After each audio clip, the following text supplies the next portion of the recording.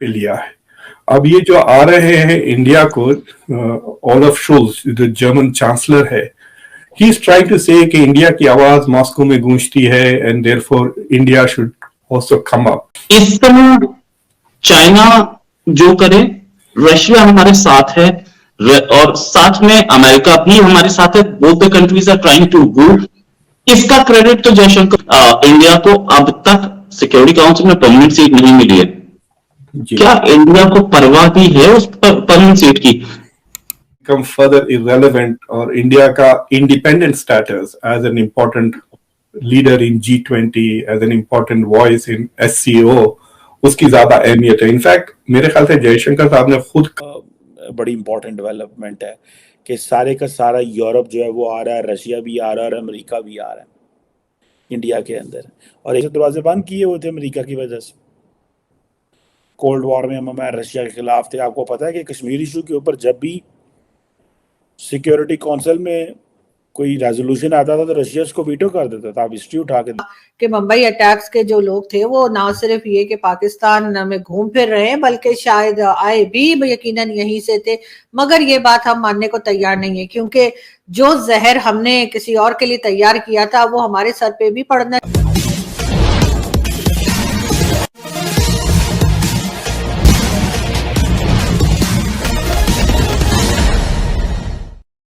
अंतर्राष्ट्रीय स्तर पर विश्व के देश अब यह स्वीकार करने लगे हैं कि भारत का प्रभाव दुनिया में इतना अब ज्यादा बढ़ गया है कि भारत किसी भी अंतर्राष्ट्रीय मसले का समाधान कर सकता है। और यही कारण है कि जर्मनी के चांसलर ने भारत के प्रधानमंत्री नरेंद्र मोदी से गुहार लगाया है कि वे अपने प्रभाव का इस्तेमाल करके रूस यूक्रेन युद्ध को रुकवाएं।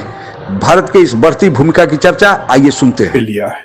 अब ये जो आ रहे हैं इंडिया को, ओलाफ शोल्ज जो जर्मन चांसलर है, ही इज ट्राइंग टू से कि इंडिया की आवाज मॉस्को में गूंजती है and therefore India should also come up. So India अगर वेस्ट का प्रपोज पीस प्लान की वॉइस बन जाती है, then you will see that India is with the west and negotiating with Russia. China is not with the west and तो मेरे ख्याल से रशिया को बचाने शायद इंडिया एंड चाइना में come together in some ways, and it is very important for India है कि it comes out of this war in a negotiated settlement. इसके वजह से it does not get fully isolated and excluded from the system, international system. तो वहां पे India can play the key role कि it can prevent the international system from excluding Russia from international trade वगैरह। अगर India डट जाता है ना, China और इंडिया डट जाते हैं कि नहीं हम ट्रेड करके रहेंगे चाइना के साथ, हम उसको भूखा, रशिया को भूखा नहीं मारेंगे, then the west is not.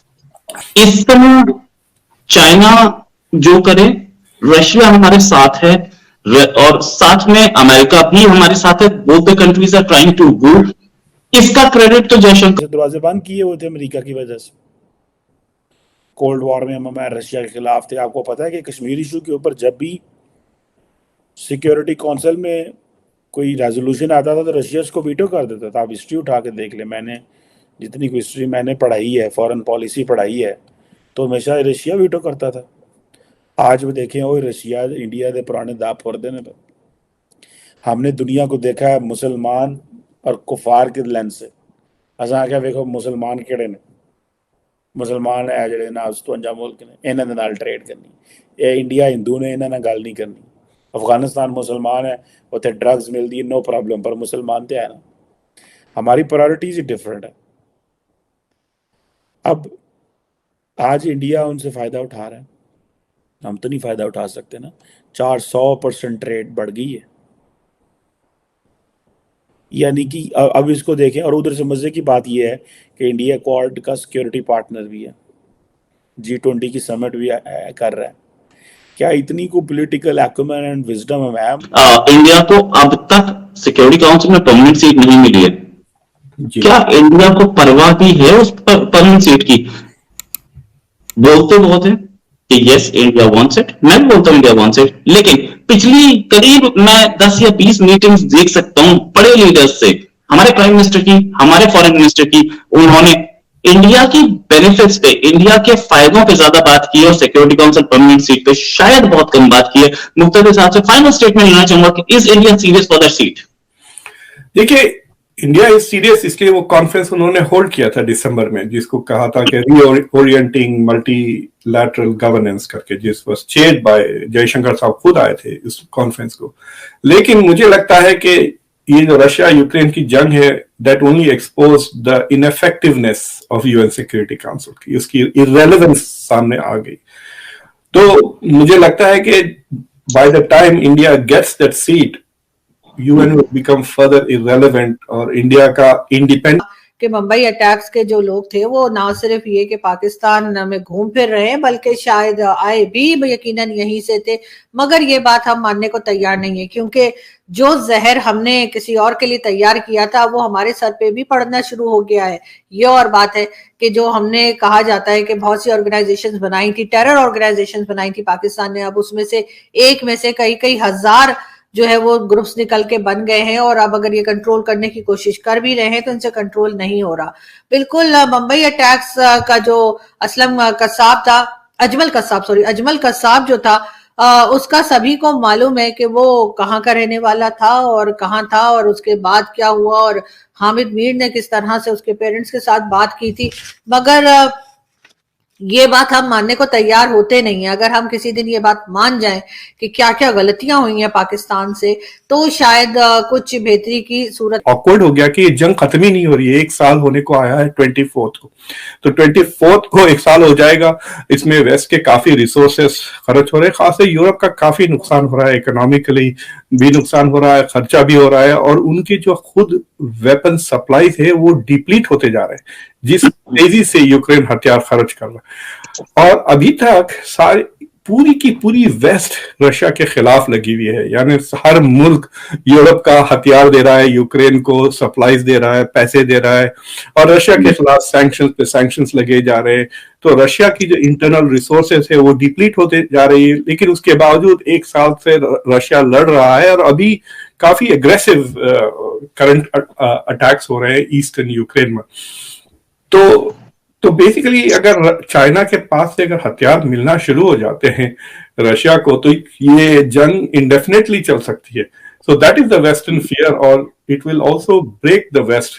मतलब यूरोपियंस विल से कि भाई अब हम कब तक लड़ते रहेंगे। और इन द बड़ी इंपॉर्टेंट डेवलपमेंट है कि सारे का सारा यूरोप जो है वो आ रहा है, रशिया भी आ रहा है और अमेरिका भी आ रहा है इंडिया के अंदर। और एक वक्त ये हुआ करता था कि पाकिस्तान नाराज हो जाता था और पाकिस्तान दूसरे मुल्कों को कहता था आप इंडिया आ रहे हैं तो पाकिस्तान क्यों नहीं आ रहे। लेकिन ये इतने अनकंफर्टेबल सवाल हैं जो मैं उठा रहा हूँ कि ना तो इनकी किसी के पास इन सवालों के जवाब हैं और ना ही कोई इन सवालों के जवाब देना चाहता। उसकी वजह यह है कि हमारी लीडरशिप तो लड़ती फिरती हथी पई एक दूसरे से, वो तो खो खाने ने एक दूसरे, उन्होंने तो पति कख नहीं। मैं बीइंग पाकिस्तानी, मुझे तकलीफ इस चीज़ की होती है कि ये सारा दिन आपस में एक दूसरे से लड़ रहे हैं और इस सारे पॉलिटिकल डिस्कोर्स में कभी भी कोई अवाम की बात नहीं होती। और अवाम देखो ना तो चमचे बन के उन्हें देखे के भाज रही है, भाग रही है, उनके आगे आगे बन रही है। कोई इमरान खान का चमचा बना, कोई नवाज शरीफ का, कोई जरदारी का, कोई किसका, और किसी को वो कोई किसी की बात नहीं कर रहे। पेट्रोल की कीमतें बढ़ रही हैं, गैस की कीमतें बढ़ रही हैं, महंगाई हो रही है, इन्फ्लेशन 38-39% चली गई है। किथे की हो गया, अवाम का कोई मसला हल नहीं है। दरअसल रूस यूक्रेन युद्ध के चलते वैसे तो पूरी दुनिया ही प्रभावित हो रही है, लेकिन सबसे ज्यादा प्रभावित होने वाले देशों में से 26 यूरोपियन यूनियन के देश है। जर्मनी और फ्रांस यूरोपियन यूनियन के सबसे महत्वपूर्ण देश है।